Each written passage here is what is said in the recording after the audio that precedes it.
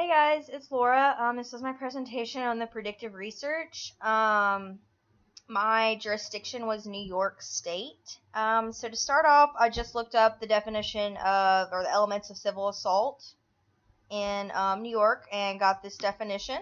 So from there, I kind of just, you can't see it in my search bar because I did it yesterday, but I just played around with different, terms and connectors like assault in the same paragraph as consent, stuff like that. I did that a couple of times with different words, and my first case I found, one, I would like to say it was really hard to find cases that even had similarities to our Mark and Jason case. But anyways, this case was sort of similar. The patient filed a suit against her surgeon because he did a breast procedure on her when she only authorized or consented to the facial cosmetic surgery. So similar to ours, he consented to the stomach punching or whatever, but he didn't consent to being punched in the face and his jaw being broken. Same with this case. Let's see. Okay, she consented to the surgery, but she didn't consent, she said, to the bone graft taken from her hip instead of a cadaver bone.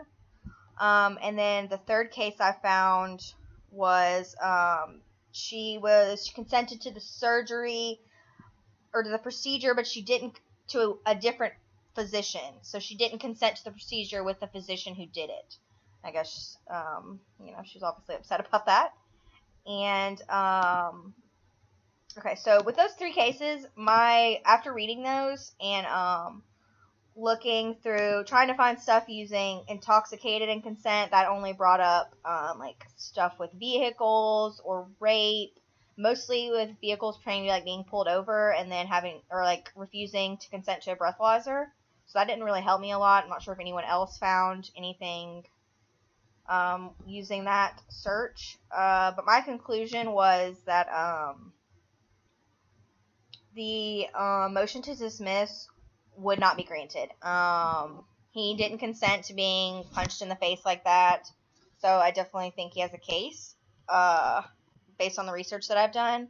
Another thing I found was public policy places on one with impaired mental powers the same liability for assault and battery that places those on normal mentality. I kind of take this as, in a way, same with sobriety. Even if you were super sober or you were super not sober, you still, it places that same liability on you.